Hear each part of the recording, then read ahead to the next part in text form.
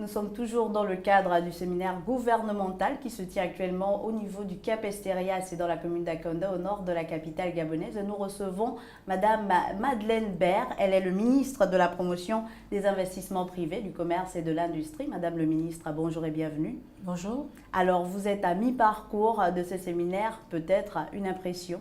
Une impression positive de collégialité et de prise en compte de soucis communs. Alors le point focus autour duquel s'articule ce séminaire, c'est le plan de relance économique. Peut-être nous expliquer, vous, au sein de votre département ministériel, comment comptez-vous vous l'approprier? Bon, déjà, on l'a déjà approprié, c'est déjà une chose. Le plan de relance de l'économie a été adopté depuis un certain temps. Nous y avons pris part, nous y avons travaillé. Nous avons défini ensemble avec le ministère de l'économie et le secteur privé les axes de réforme prioritaires pour relancer ce plan. Donc, c'est déjà quelque chose qui est intégré dans la feuille du gouvernement depuis un certain temps. L'une des stratégies d'ailleurs que vous avez au niveau de votre département ministériel, c'est les partenariats publics-privés. Pourquoi le choix de cette stratégie? D'abord, premièrement, le plan de relance de l'économie est axé sur une levée de fonds vers le secteur privé. Pour pouvoir y arriver, nous avons donc identifié les moyens qu'il nous fallait mettre en place pour restaurer la confiance, pour créer ce climat des affaires et ce climat propice. Lorsque vous avez un plan de relance qui a défini des filières prioritaires et qui a mis comme objectif de performance de les rendre compétitives, il était important de discuter avec les acteurs du secteur privé, porteurs de ces filières-là, pour nous aider à définir la feuille de route et le contenu des réformes.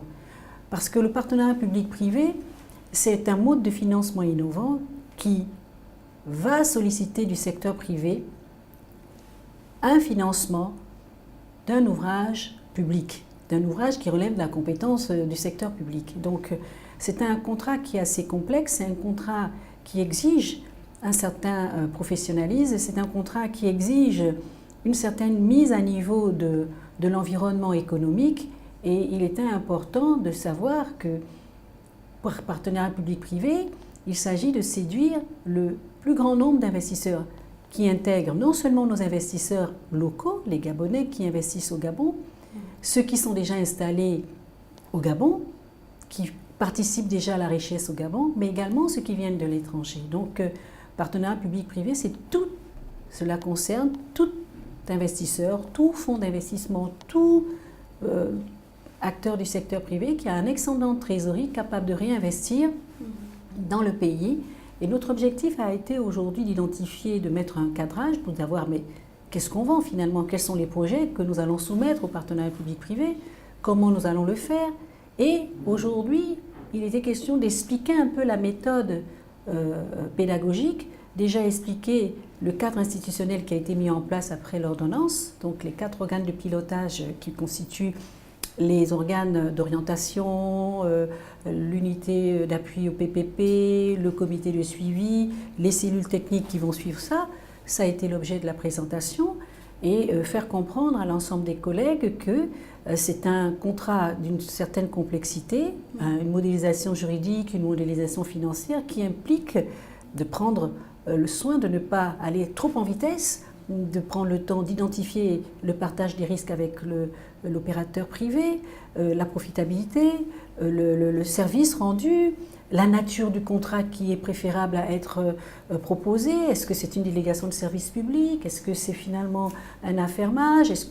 Ou alors un partenariat public-privé et en définir les contours? C'est de ça dont nous avons parlé ce matin pour mettre en place une équipe. Madame le ministre, que la procédure est assez fastidieuse. Est-ce que vous pensez qu'on a le temps, que vous avez le temps en tant que membre du gouvernement pour évaluer tous ces critères-là avec vos partenaires privés, alors que nous sommes dans une sorte de... le temps n'est plus en notre faveur au niveau du Gabon? Mais non, on a commencé à travailler depuis longtemps. Aujourd'hui, nous sommes simplement à un séminaire. Mais l'identification des projets qui vont finalement donner corps à la stratégie nationale du partenariat public est déjà en train d'être mises en œuvre. Il y aura donc une collaboration de plusieurs départements ministériels. Et c'est ça l'objectif. On a mis en place avec l'arrêté du Premier ministre des comités de pilotage pour justement piloter ces projets-là, pour que finalement nous ayons un catalogue, une banque de projets capable d'être proposée au financement privé. Et c'est tellement important qu'on a commencé à travailler depuis un moment. Là maintenant, nous avons communiqué aux collègues, chacun d'entre nous dans son domaine de compétences, comment ça va être mis en place et modélisé. Mais aujourd'hui, nous continuons toujours à travailler avec les investisseurs parce qu'on a déjà des projets qui ont été identifiés. Maintenant, nous devons accélérer la cadence sur la faisabilité. On doit maintenant entrer dans la phase de faisabilité et de mise en œuvre. Et c'est cette phase à laquelle nous allons nous atteler là, dans les tout prochains jours. Alors, vous avez bien fait de parler de l'apaisement du climat des affaires, mais il y a également les procédures qui sont souvent dénoncées, décriées par surtout les petites et moyennes entreprises qui se plaignent. Est-ce que vous avez pensé également à l'assouplissement dans ces partenariats publics-privés, l'assouplissement des procédures administratives, notamment pour les petites et moyennes entreprises ? Pas seulement pour les petites et moyennes entreprises, pour tout acteur économique. La lourdeur administrative est un mal qui fragilise l'efficacité de notre administration. Donc il y a non seulement les investisseurs, mais également tout le monde. Tous les Gabonais ont une perception de l'administration qui est assez lourde, qui ne réagit pas souvent dans les délais. Qui ne réagit pas souvent dans les délais. L'opérateur privé, pour lui, le temps, c'est un facteur de compétitivité, c'est de l'argent. Donc, on doit trouver le moyen de pouvoir répondre rapidement à cette population en tenant compte de ce que il ne faut pas faire attendre l'argent. Il ne faut pas faire attendre l'argent. Il ne faut pas donner à finalement l'investisseur ou l'opérateur gabonais le fait que quand il a un projet, il doit aller cogner partout pour avoir une réponse. Il va venir chez moi, il va venir chez un collègue, etc. À la fin du jour, son projet qui aurait pu avoir une réponse en 1 mois, on aura pris 6 mois ou 1 an et on aura tout perdu. Parce que c'est ça l'idée. Donc, aujourd'hui, au niveau de la promotion des investissements, l'un des éléments contenus dans la feuille de route, c'est justement de faciliter ça, d'améliorer la facilité administrative, de réduire finalement cette accumulation de contrôles multiples qui se rejoignent avec plusieurs véhicules de l'État en même temps sur la même cible, améliorer la qualité de ce contrôle, mettre en place les canaux de pouvoir faire lever la compétence de l'autre. Je vous donne un exemple. Si aujourd'hui je suis un véhicule d'État, je constate par exemple dans le domaine de la sécurité alimentaire que le boucher chez qui je vais faire un contrôle ne le fait pas bien. Normalement, si c'est par exemple un agent de la mairie qui lui est habilité à contrôler le fonctionnement du marché public, il lui suffit simplement de mettre un canal de communication avec la Gaza ou toute autre instance, mais pas faire le contrôle à la place d'eux. Parce qu'à la fin du jour, qu'est-ce qu'il va se passer ? Il va se passer que la Gaza va faire son contrôle, la mairie va faire son contrôle, l'hygiène publique va faire son contrôle. Donc vous allez avoir trois administrations, 3 acteurs qui ont le même objectif, qui vont finalement, alors qu'il suffit simplement d'optimiser, de rationaliser, de mutualiser en disant on va mettre en place les relais pour que le contrôle finalement que nous voulons faire soit constructif. On a une administration fortement répressive, mais qui à la fin du jour ne fait que ça, mais ne met pas en amont pourquoi je dois changer de comportement. Moi je suis opérateur économique, je ne sais pas. Moi mon métier c'est de vendre, moi mon métier c'est pas de savoir... Alors, l'administration a d'abord sa première responsabilité, c'est de communiquer, d'enseigner, d'être pédagogue sur la réglementation, sur les outils qui sont... Ensuite, on met en place un système de mise en demeure et on explique à l'agent économique comment il peut changer. Une fois qu'on a fait ça, on repart. Mais si cet agent économique et cet opérateur économique voit que finalement, j'ai plusieurs acteurs qui viennent me pénaliser, ça ne crée pas la confiance. Alors je vais vous dire également une chose, si également moi je suis dans l'informel, parce que On entend souvent parler d'informel, mais l'informel, c'est un vaste sujet. Ce n'est pas simplement la formalisation du petit commerçant au marché de Montbouette ou la perception de la recette du petit commerçant au marché de Montbouette. Il y a de l'informel parmi les formels. Il y a ceux qui sont formels, qui ont une existence, une citoyenneté juridique, fiscale et sociale plus ou moins, mais qui ont des détours et qui finalement échappent. Et donc tout ça, votre département ministériel, vous promettez, ou du moins vous avez entamé des stratégies pour essayer de réguler finalement tout cet environnement-là. C'est un engagement, c'est même pas un essai, c'est un engagement de performance qui nous incombe et que nous allons mener avec le ministre de l'économie. C'est une action collective, ce n'est pas une action limitée, mais c'est un engagement ferme. Si on ne réussit pas ça, on ne pourra pas. Les premiers ambassadeurs de l'amélioration du climat des affaires, c'est qui? Ce sont ceux qui sont sur place. Oui. Donc c'est un engagement ferme, un engagement qui est intégré dans la feuille de route et nous avons la responsabilité, nous les ministres, plus les administrations centrales, de mener à bien cette mission-là. Donc ce n'est pas une mission individuelle, c'est une mission collective. Ça a d'ailleurs été l'invite du chef de l'État à l'ouverture de ce séminaire.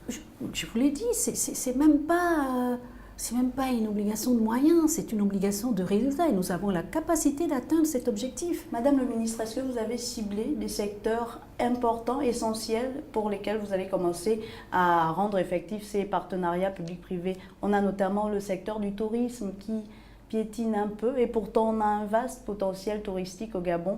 Est-ce que vous pensez qu'il ne faudrait pas commencer par cibler les secteurs pour que l'action porte davantage du fruit? On a ciblé les secteurs, on en a 8 qu'on a ciblés, parmi lesquels le tourisme et le numérique. Et nous avons dans ce ciblage mis effectivement les cas vers lesquels nous pouvons de manière efficace avancer. Parce qu'une réforme, c'est pas... Quand vous plantez un arbre, quand vous prenez un arbre, il est tout petit. Vous récoltez les fruits le lendemain où vous l'avez planté? Non. Donc vous vous donnez le temps de dire en disant je vais le planter aujourd'hui, mais dans 2 ou 3 ans, ou 5 ans, ou 6 ans ou plus tard, il donnera des fruits. Nous avons pris le soin d'identifier dans la feuille de route les résultats qui sont atteignables en 2017, ceux qui sont atteignables en 2018, ceux qui sont atteignables en 2019 et bien plus loin. Donc il faut en fait que vous soyez rassurés quant au fait que la démarche gouvernementale, elle est bien structurée. On sait bien qu'on attend des résultats. Le chef de l'État nous l'a encore redit, le Premier ministre l'a redit. Les résultats sont attendus. Mais pour avoir un résultat, il faut se donner les moyens de l'atteindre. Et chacun de nous a la responsabilité de fixer le cap du résultat à atteindre. Il ne s'agit plus de faire d'annonce. Vous avez annoncé que vous faites ça, et bien vous vous mettez tout en œuvre pour y arriver. Voilà. Donc je pense que c'est cette démarche intellectuelle qui a été arrêtée parce que, bien évidemment, on n'a pas... Un séminaire gouvernemental a pour objet justement de partager cet esprit d'équipe qu'il nous faut intégrer, auquel le chef de l'État nous a demandé d'adhérer de manière forte avec le Premier ministre. Donc la transversalité, l'efficacité de nos départements, l'efficacité de nos administrations. Et puis ce fameux changement de comportement administratif qu'il faut effectivement, il faut vraiment avoir une véritable conduite au changement. Parce que au niveau stratégique, vous pouvez avoir la vision, mais si au niveau opérationnel, au niveau intermédiaire, vous n'avez pas le suivi, on n'arrive pas à avancer. Donc cette démarche de partage de collégialité doit être également faite au niveau intermédiaire, au niveau de l'administration centrale, mais après au niveau opérationnel, parce que sinon ça ne va pas marcher. Alors merci Madeleine Baird d'avoir accepté notre invitation. Nous rappelons que nous étions avec vous, ministre de la Promotion des investissements privés, du commerce et de l'industrie. À très bientôt.